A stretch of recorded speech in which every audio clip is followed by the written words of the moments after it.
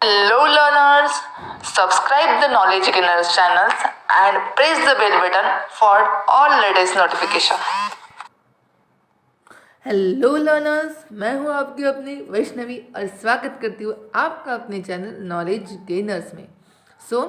इस video series में हम डेटाबेस मैनेजमेंट सिस्टम के बारे में पढ़ रहे थे।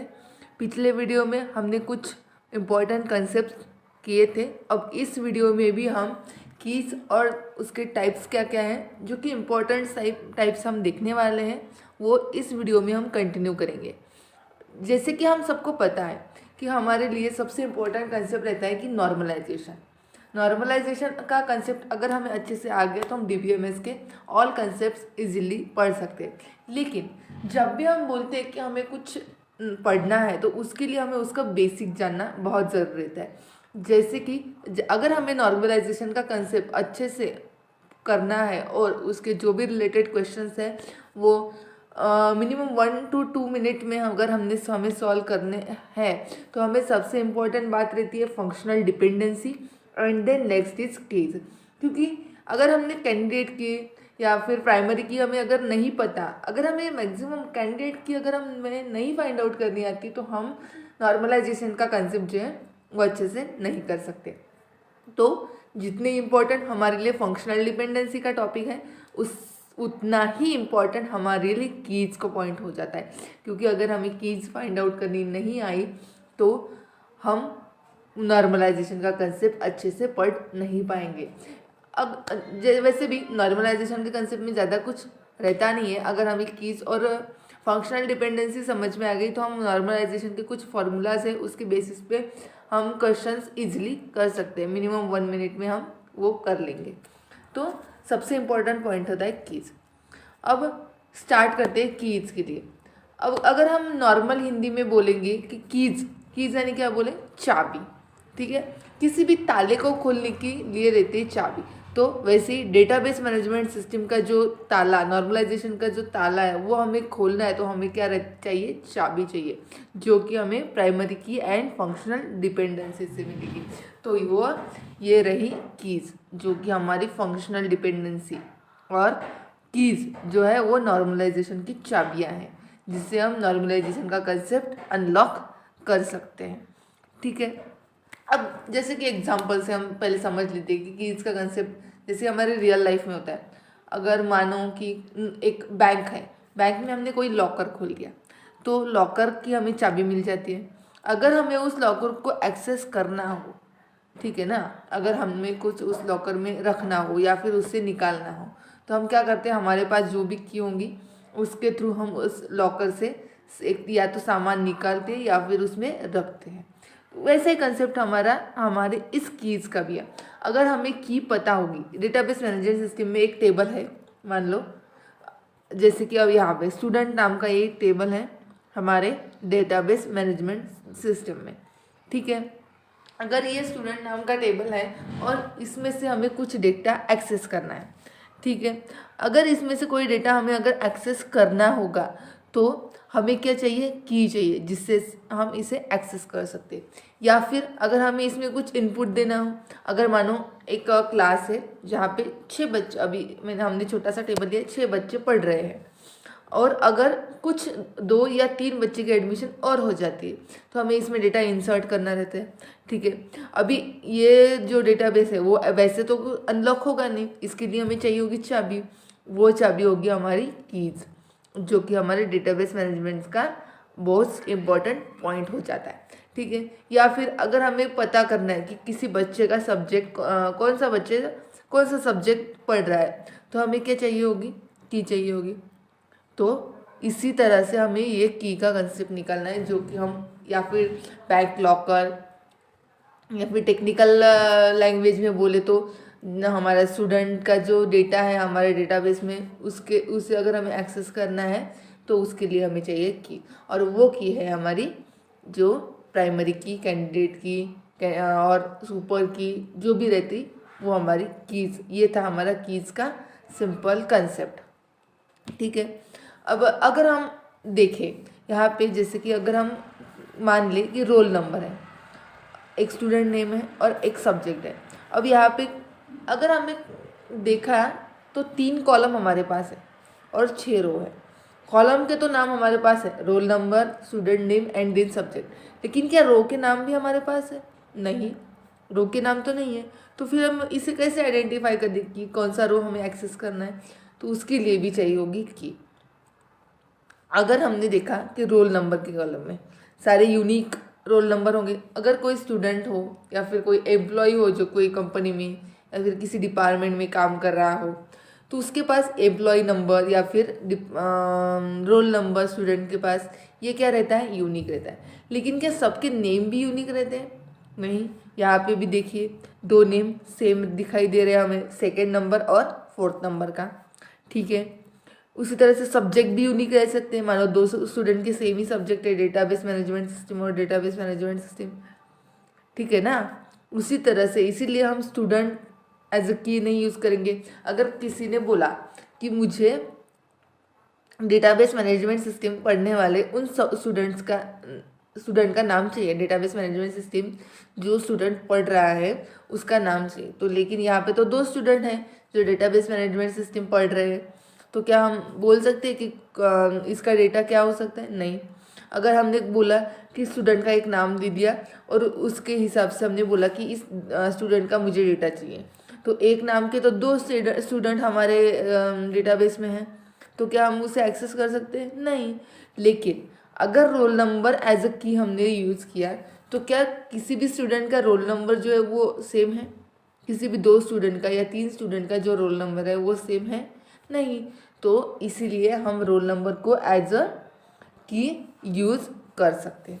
ठीक है, तो ये थी हमारा की का कंसेप्ट। तो की is a fielding the relation that uniquely identifies the records, tables और डेटा। फाइंडिंग द रिलेशन, हम क्या कर सकते हैं? की क्या है? एक रिलेशन है जो हम फाइंड कर सकते हैं किसके हिसाब से? या तो फिर रिकॉर्ड्स हो गए या फिर टेबल या फिर डेटा, वो हम की के थ्रू एक्सेस कर सकते हैं।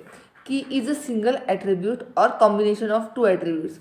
अब जैसे कि इस यहाँ पे हमने देखा कि रोल नंबर के थ्रू हम स्टूडेंट का नेम और स्टूडेंट का सब्जेक्ट फाइंड आउट कर सकते हैं। या तो फिर ऐसा भी हो सकता है, अगर 2 स्टूडेंट, एक स्टूडेंट नेम और एक सब्जेक्ट, 2 कॉलम हमें पता है और हमें रोल नंबर फाइंड आउट करना है, तो क्या फाइंड आउट कर सकते हैं? हाँ, सुमित नाम का जो भी स्टूडेंट होगा उसका सब्जेक्ट है डेटाबेस, तो उसका रोल नंबर क्या है तो वो हम फाइंड आउट कर सकते हैं। तो 2 कॉलम मिलके भी हमारी की बन सकती है। ठीक है, एक तो एक कॉलम सिंगल एट्रीब्यूट होगा या फिर 2 और मोर देन एट्रीब्यूट हो सकता है। That is it is use to identify 1 और more instance of a set. So फिर अगर 2 एट्रीब्यूट्स के हेल्प से हम पूरा टेबल अगर हम फाइंड आउट करेंगे तो उसे हम क्या बोल सकते हैं? की।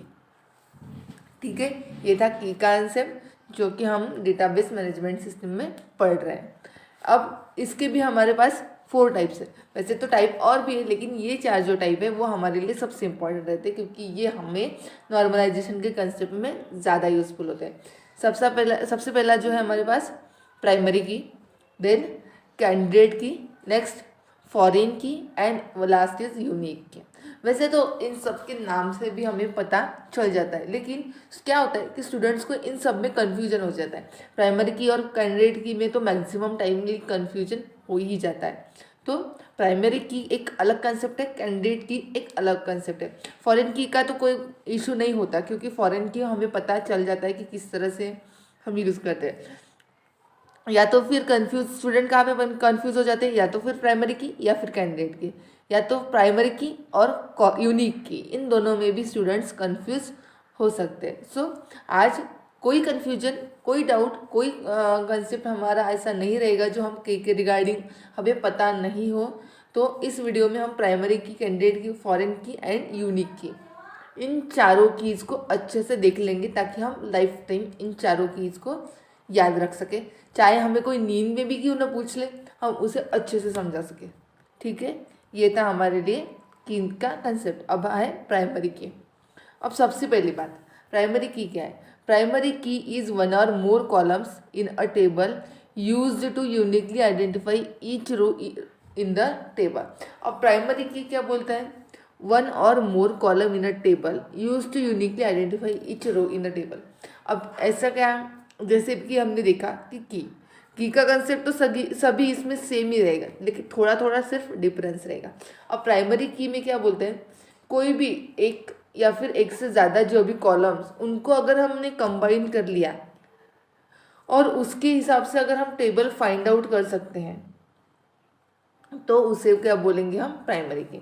लेकिन कंडीशन है, प्राइमरी की कभी नल नहीं हो सकती। अगर प्राइमरी की नल हो गई तो हम आगे वाली जो वैल्यू होगी वो फाइंड आउट नहीं कर सकेंगे। Primary key contain unique value and it never contains a null value. Primary key में कभी नल वैल्यू नहीं होगी और उसमें कभी डुप्लीकेशन भी नहीं होगा। प्राइमरी की यूनिक ही होगी, उसमें सारी वैल्यूज यूनिक होगी। अब जैसे कि हमने इस टेबल में देखा था, रोल नंबर यूनिक है, स्टूडेंट नेम यूनिक है क्या, नहीं, सब्जेक्ट यूनिक है क्या, नहीं। So roll number is our primary key. Primary क्या होगी, यूनिक प्लस नॉट नल। अगर हमने इतना भी कंसेप्ट याद रख लिया, primary key is equal to unique plus not null, तो वो हो जाएगा हमारा प्राइमरी की। ठीक है, प्राइमरी की क्या है, एक और एक से ज़्यादा कॉलम जब एक साथ हम फाइंड आउट उनकी वैल्यूज़ अगर हम इनपुट करेंगे और बाद में पूरा टेबल अगर हमें फाइंड आउट हमें मिल जाता है तो वो हो जाएगी प्राइमरी की। प्राइमरी की कभी में कभी डुप्लीकेशन नहीं होगा, then it is unique. Duplication नहीं होगा मतलब यूनिक होगी, एंड उसकी वैल्यू कभी नल नहीं होगी, नॉट नल होगी। ठीक है, इतना अगर अपने कंसेप्ट याद रख लिया तो आपका प्राइमरी की अच्छे से आप फाइंड आउट कर सकते हैं। इसके बेस पे भी हम कुछ प्रैक्टिस करेंगे कि अगर हमें कैंडिडेट की फाइंड आउट करनी है, प्राइमरी की फाइंड आउट करनी है, तो हम किस तरह से फाइंड आउट करें। ठीक है, तो ये थी प्राइमरी की। अब है हमारे पास कैंडिडेट की। कैंडिडेट की, देयर मे बी टू और मोर एट्रीब्यूट और combination of attribute that uniquely identifies. Candidate की, there may be two or more attributes or combination of attributes that uniquely identifies and instances of an entity set। ठीक है, अब यहाँ पे क्या बोला है, जैसे हमारी प्राइमरी की है उसी हिसाब से कैंडिडेट की है, सिर्फ थोड़ा सा चेंज है। क्या बोलते हैं, देयर मे बी टू और मोर एट्रीब्यूट्स और combination of attributes that uniquely identifies and instances of an entity set. एक और एक से ज़्यादा एट्रीब्यूट या फिर कॉलम्स जो होंगे उनका कॉम्बिनेशन जो भी होगा वो होगा हमारा कैंडिडेट की। लेकिन in such case we decide which of the candidate key will be use as a primary key. Candidate primary key तो मैक्सिमम हो सकती है, एक से ज़्यादा प्राइमरी की हो सकती है, लेकिन कैंडिडेट की सॉरी एक से ज़्यादा कैंडिडेट की हो सकती है, लेकिन प्राइमरी की क्या होगी, एक ही होगी हमारे पास। ठीक है, प्राइमरी की एक होगी, candidate key more than one होगी, and remaining candidate key will be described as alternate key. अब हमारे पास अगर हमने कंसिडर कर लिया कि हमारे पास 4 कैंडिडेट की हमने फाइंड आउट कर ली और उसमें से एक अगर हमने कर लिया एज कंसिडर कर ली कि वो हमारी होगी प्राइमरी की, एंड जो रिमेनिंग 3 है वो हमारी क्या रहेगी, अल्टरनेट की। हम उसको अल्टरनेट की बोलेंगे, लेकिन वो कैंडिडेट की रहेगी, लेकिन प्राइमरी की नहीं बन सकती। कोई भी एक जो होगी वो प्राइमरी की हमारी बन जाएगी। ठीक है, if a relational schema has more than one field those are unique in the table then each field is called as candidate key. अब क्या बोलते हैं, in relational schema has more than one field, अगर relational schema में एक और एक से ज़्यादा अगर फील्ड्स होगी जो कि यूनिक होगी तो ईच फील्ड क्या होगी, कैंडिडेट की। मतलब अगर इसे अच्छे से समझा जाए तो अगर हमारे पास एक टेबल है जिसमें 3 एट्रीब्यूट्स है या फिर 3 कॉलम्स है और तीनों के कॉलम एक दूसरे से अलग है, तीनों कॉलम में डुप्लीकेशन नहीं है, तीनों कॉलम में नल वैल्यू नहीं है, तो हम तीनों कॉलम को क्या बोल सकते हैं, कैंडिडेट की। तो इस टेबल में 3 कैंडिडेट होगी, कैंडिडेट की होंगी, लेकिन सिर्फ एक ही ऐसी की होगी जो प्राइमरी की बनेगी। ठीक है, तो मोर देन वन कैंडिडेट की हो सकती है, लेकिन प्राइमरी की सिर्फ एक होगी। कैंडिडेट की क्या होगी, मोर than one field those has unique in the table. क्या चाहिए उनको, यूनिक चाहिए प्लस नॉट नल चाहिए, तो वो क्या होगी, कैंडिडेट की। ये था हमारा प्राइमरी की देन कैंडिडेट की का आंसर। ठीक है, इसे भी हम अच्छे से जब हम प्रैक्टिस करेंगे तो हमारा इस टॉपिक पे हमारी वो बहुत पकड़ मजबूत हो जाएगी, हम कैंडिडेट की और प्राइमरी की अच्छे से फाइंड आउट कर सकेंगे। ठीक है, नेक्स्ट है हमारा फॉरेन की। फॉरेन की रिप्रेजेंट रिलेशनशिप बिटवीन टेबल्स। अब जैसे कि हमें पता है कि डेटाबेस में एक तो टेबल हो नहीं सकता, मोर देन वन टेबल्स होंगे। अगर डेटाबेस बड़ा है तो बहुत सारे नंबर ऑफ टेबल्स हो सकते हैं। तो अब अगर हमारे पास दो कंसिडर कर लेते हैं, हमारे पास एक छोटा सा डेटाबेस है और उसमें हमारे पास दो टेबल है। ठीक है, अगर एक कंपनी का भी बोले तो एक एम्प्लॉय टेबल है और एक डिपार्टमेंट टेबल है, यानी कि कौन से डिपार्टमेंट में कौन सा एम्प्लॉय वर्क कर रहा है, वो दो टेबल है। लेकिन अगर इन दोनों टेबल को अगर हमने एक दूसरे से रिलेट नहीं किया, मतलब अगर सिंपल भाषा में अगर बोले तो अगर इस क्या बोलते हैं एम्प्लॉय टेबल का एक कॉल एंटिटी और डिपार्टमेंट टेबल की एक एंटिटी अगर सेम नहीं है तो इस दो टेबल को हम एक दूसरे से रिलेट नहीं कर सकेंगे। तो कंडीशन ये रहती है फॉरेन की कि इन दोनों में मिनिमम वन जो होगी वो की होगी सेम होगी, उसे क्या कहेंगे हम फॉरेन की। ठीक है, अ foreign key is a key which is the primary key in one table. लेकिन कंडीशन तो है कि दोनों टेबल में एक ऐसी की हो, एक ऐसी कॉलम होगा या फिर एक ऐसा एट्रीब्यूट होगा जो दोनों इसमें कॉमन रहेगा। लेकिन जो क्या कंडीशन और क्या है, वो क्या होगी, प्राइमरी की होगी फर्स्ट टेबल की एंड उसे वही सेम एट्रीब्यूट या फिर सेम कॉलम दूसरे टेबल में भी यूज होगा एक डेटा एंट्री के तौर पे। ठीक है, फर्स्ट टेबल में वो होगी प्राइमरी की एंड सेकंड टेबल में वो होगी एक डेटा एंट्री की वैल्यू या फिर एट्रीब्यूट्स या फिर कॉलम। ठीक है, ये था फॉरेन की का concept. A foreign key is a key which is the primary key in one table and use to relate with the same attribute in other table with the same data entry. यानी कि एक table में होगी primary की, एक table में होगी data entry या फिर एट्रीब्यूट, सिंपल एट्रीब्यूट भी हम उसे बोल सकते हैं। Foreign key is a column in a child table. अब उसी को अगर दूसरी लैंग्वेज में बोला जाए, अगर टेक्निकल लैंग्वेज में अगर बोले हम तो एक दो टेबल हो सकते हैं, एक पेरेंट टेबल एक चाइल्ड टेबल। ठीक है, foreign key is a column in a child table, एक सिंपल कॉलम या फिर सिंपल एट्रीब्यूट होगा वो फॉरेन की जो होगी वो चाइल्ड टेबल में एक सिंपल कॉलम सिंपल एट्रीब्यूट हो सकती है, लेकिन उसी का रेफरेंस वही जो एट्रीब्यूट होगा वो पेरेंट टेबल में क्या होगी, प्राइमरी की होगी। ठीक है, ये था फॉरेन की का कंसेप्ट। प्राइमरी की हमारी क्या होगी, फिर प्राइमरी की हो गई, कैंडिडेट की हो गई, फॉरेन की होगी। अब हमारे पास है यूनिक की। यूनिक की इज वन और more column in a table use to uniquely identify row in the table.